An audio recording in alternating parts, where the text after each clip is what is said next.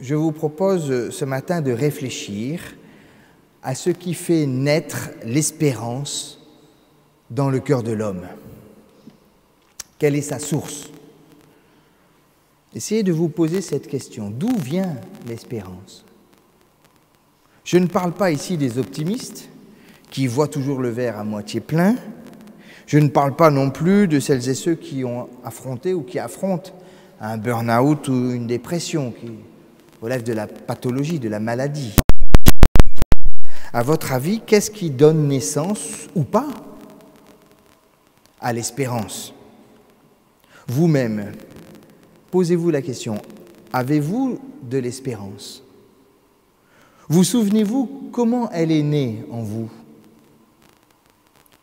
Je ne vous demande pas quels sont vos espoirs, quelles sont vos attentes, mais bien de réfléchir à ce moteur intérieur qui permet de traverser les plus grandes difficultés. Et j'invite ceux qui le souhaitent, qui peuvent le faire, à s'exprimer sur le chat. Faites-le, nous bénéficierons de vos réflexions. Parce qu'en lisant ce passage dans l'Épître aux Romains, je pensais justement à mon ami le pasteur Jumel qui vit à Rabat, migrant parmi les migrants, depuis presque 20 ans, bloqué là à la frontière. Pour avoir vécu avec lui, au milieu de tous ses amis et frères migrants pendant près de 6 ans, je peux témoigner avoir rencontré l'espérance à l'état brut dans le cœur de tous ces jeunes qui traversent l'Afrique dans des conditions absolument inhumaines et qui se retrouvent là, coincés au Maroc, tentant de 1000 manières l'aventure vers l'Europe. Quel est donc ce moteur incroyablement puissant qui permet à ces êtres humains de subir ce qu'ils subissent, gardant la tête haute pour atteindre, comme le chantait Jacques Brel, l'inaccessible étoile? J'ai vécu avec ces femmes qui sont toutes violées pendant leur trajet, avec ces enfants de 7 à 14 ans qui traversent le Sahara à pied sans être accompagnés d'adultes, avec ces jeunes gens qui attaquent par milliers et en même temps les 3 barrières hautes de 7 mètres qui entourent les enclaves espagnoles de Ceuta et Melilla, avec des lames de rasoir tout en haut et avec des soldats en bas et des chiens qui les attendent pour leur taper dessus. J'ai vécu avec ces migrants noyés de force dans la Méditerranée par les soldats espagnols et marocains unis dans la même volonté de les empêcher de traverser. Quelle est donc cette puissance de vie incroyable qui les pousse en avant tout en sachant que personne ne veut d'eux ici? Ils le savent. Et quand dans cette Europe que je sillonnais à la recherche de fonds pour les soigner, pour les nourrir, pour les vêtir, pour leur donner une formation, peut-être même pour les aider à rentrer chez eux parfois, on me conseillait sagement, presque à chaque fois, on me conseillait sagement de les dissuader de passer. Dites-leur, monsieur le pasteur, qu'il n'y a pas de place pour eux ici. Je répondais invariablement, qui suis-je, moi, pour voler l'espérance de ces gens? Alors réfléchissons, d'où vient-elle cette espérance? Est-ce la souffrance et la difficulté qui créent en nous une aspiration à l'apaisement, à la disparition des obstacles? Du genre, quel bonheur quand j'arrête de me donner des coups de marteau sur les doigts, vous voyez? Ou pire, comme le titre du film, Courage, fuyons. Ou est-ce, au contraire, la connaissance des choses dernières, l'adoption filiale promise, la rédemption de notre corps, dont parle l'apôtre Paul, qui oriente alors notre regard vers l'avenir et nous ouvre des possibilités insoupçonnées quand on se croit au fond du trou?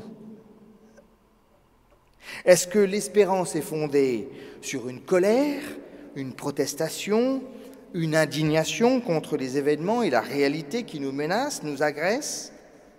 Ou est-elle fondée sur la certitude qu'il y a un monde meilleur, une vie nouvelle, une liberté vécue, possible? Pour reprendre l'exemple des migrants, on peut se demander, est-ce qu'ils fuient la misère ou est-ce qu'ils rêvent d'un monde meilleur? Vous allez me répondre, bien sûr, les deux, mon capitaine. Et vous, comment vivez-vous cette situation personnellement? Est-ce un refus des souffrances du temps présent, pour reprendre l'expression de l'apôtre Paul, ou est-ce l'attente de l'accouchement, de la nouvelle naissance dont il parle? On pourrait penser que les deux chemins se valent, voire même se complètent. À la lumière de l'Épître aux Romains, je pense maintenant que l'un se base sur le refus. En écoutant l'apôtre Paul, je dois dire que j'ai pensé longtemps que les deux se complétaient. Et puis, j'ai changé d'avis. J'ai changé d'avis en lisant l'Épître aux Romains, parce que Paul nous montre bien que l'un se base sur le refus de la souffrance, tandis que l'autre chemin nous aide à traverser la souffrance. L'un des chemins fonctionne sur de la pensée magique, qui imagine un monde sans le mal, sans l'existence du mal, tandis que l'autre se base sur la puissance d'être, la capacité à prendre sa vie en main et à devenir responsable de sa propre vie. L'un part du monde et se débat contre la réalité, quand l'autre prend appui hors du monde pour regarder la réalité et pour apprendre à la dominer. Jacques Ellul disait « L'espérance, voyez-vous, c'est la réponse de l'homme au silence de Dieu ». Alors, quelle est notre réponse de croyants face aux grandes problématiques qui mettent en jeu l'avenir de l'humanité? On parle de la crise écologique, du racisme, ou quels que soient ces grands sujets qui nous traversent en ce moment. Est-ce que le premier chemin ou le second? Le premier chemin se cherche un adversaire, pour ne pas dire un ennemi. Il veut punir le coupable qui a fait de ce monde une vallée de larmes. L'autre chemin prend sa force dans la fin de l'histoire, quand enfin on trouve la glorieuse liberté des enfants de Dieu et qu'on devient inattaquable parce que la résurrection est là, promise, acquise. Comment Paul a-t-il réussi à me convaincre? Comment m'a-t-il fait changer d'avis à ce sujet? De manière surprenante, l'apôtre Paul affirme que c'est au fond une question de liberté. Et c'est lui qui lie dans un même mouvement l'espérance et la liberté. Pour Paul, ce n'est pas parce que j'espère que je suis libre. C'est exactement l'inverse. Pour être en mesure d'espérer, dit-il, il faut être libre. L'espérance est fille de la liberté. Libre, c'est-à-dire non prisonnier, non enfermé dans une situation sans issue. Et pour cela, Paul nous invite à distinguer très nettement l'idée de création de l'idée de nature. Il y a, dit-il, une différence incommensurable, radicale, fondamentale entre les deux.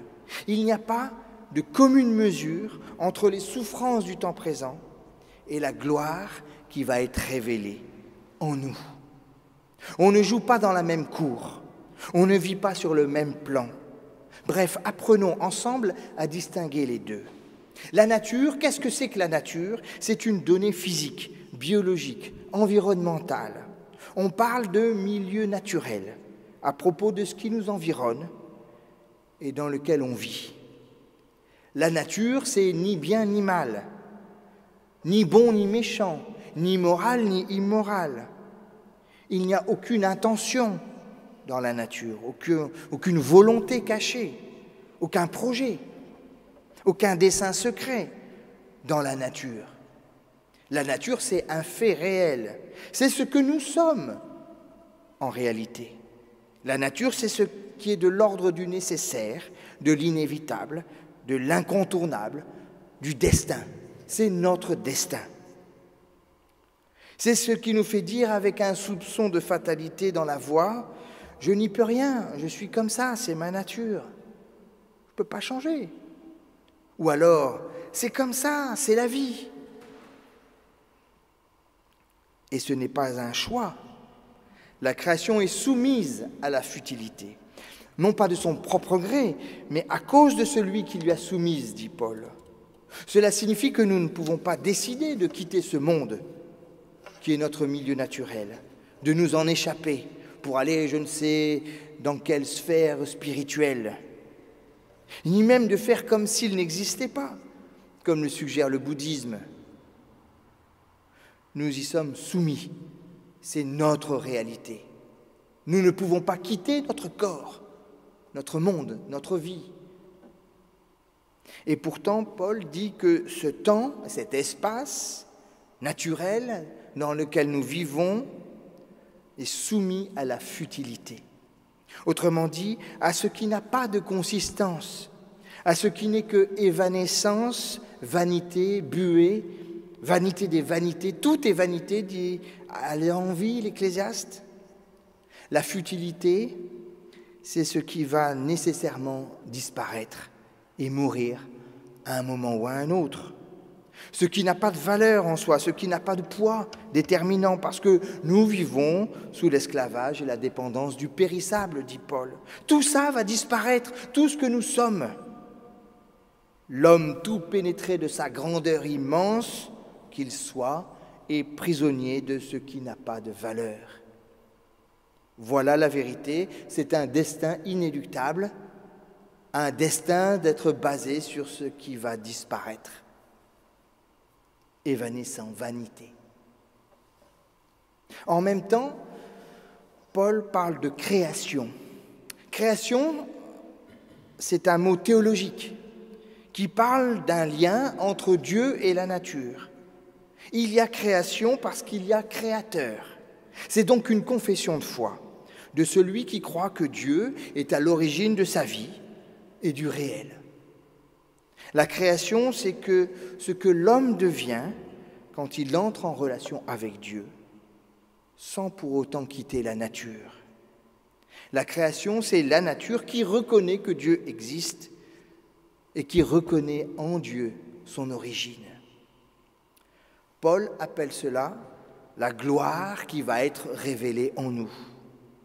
À la vie naturelle, qui est notre destin, va s'adjoindre un point d'appui extérieur, hors nécessité, hors de la nature, qui nous permet de découvrir et de prendre conscience de l'aspect absolument futile, passager, périssable, de tout ce que nous croyons si important, si définitif, si inéluctable, et à quoi nous donnons tant de poids dans nos vies sans vraiment de raison. C'est ici justement que naît la glorieuse liberté des enfants de Dieu. Glorieuse parce que la gloire porte la signature de la présence de Dieu parmi les siens. C'est ça le mot gloire, veut dire Dieu est présent parmi nous. Glorieuse parce qu'il n'y a de liberté dans le monde qu'à partir d'un point de vue extérieur au monde. Tant que nous sommes appuyés sur le monde, nous ne voyons que le monde et nous sommes prisonniers de ce destin-là. Pour être libre, il faut regarder les choses de l'extérieur, de ce point d'appui qui n'est qu'en Dieu seul, qui ne dépend pas du monde, qui n'est pas dans le monde, qui n'est pas du monde. Il n'y a de liberté dans le monde qu'à partir d'un point de vue extérieur au monde. Il n'y a d'espérance que dans la certitude d'une vie éternelle. C'est ce que dit Paul aux Corinthiens, si nous avons mis notre espérance dans le Christ pour cette vie seulement, alors nous sommes les plus à plaindre de tous les êtres humains. La liberté, notre liberté, naît de l'espérance. L'espérance née de la certitude de la vie éternelle, la certitude de la vie éternelle née de la présence de Dieu dans notre vie, ici et maintenant. C'est elle qui nous donne ce point d'appui extérieur hors du destin, hors de la nécessité, hors de la nature. Glorieuse liberté des enfants de Dieu. C'est elle qui est en train de naître à elle-même dans les douleurs de l'accouchement. C'est elle qui aspire à trouver son être profond. C'est elle qui attend avec impatience la révélation des enfants de Dieu. Autrement dit, les fils de Dieu attendent d'être révélés, dévoilés, mis en lumière, d'apparaître en plein jour, de se découvrir soi-même, hors de son destin, comme appelé à la liberté. Il est possible, chers amis, d'être libre vis-à-vis de la nécessité, du destin, de l'inéluctable, de la nature, du milieu naturel dans lequel nous baignons. Et c'est une véritable révélation qui nous montre ce que nous sommes vraiment, des enfants de Dieu et non seulement des fils de la nature. Voilà la vérité. Il n'y a de liberté que quand on se sait enfant de Dieu, c'est-à-dire hors nature, hors de l'instinct naturel qui rabaisse l'humain au niveau de l'animal, qui le réduit au seul plan matériel, au niveau du biologique, au niveau hormonal, hors de la science qui nous dissèque, toujours sur un plan matérialiste, comme un objet d'étude, comme un objet tout court. La science fait de nous un objet, Dieu fait de nous un sujet. Il n'y a d'humain que dans la relation avec Dieu. Il n'y a d'humain que libéré, délivré, arraché à l'état de nature. La naissance de l'humain est une délivrance et une révélation. Voilà pourquoi il n'y a de véritable vision des droits de l'homme que dans la reconnaissance de l'existence de Dieu.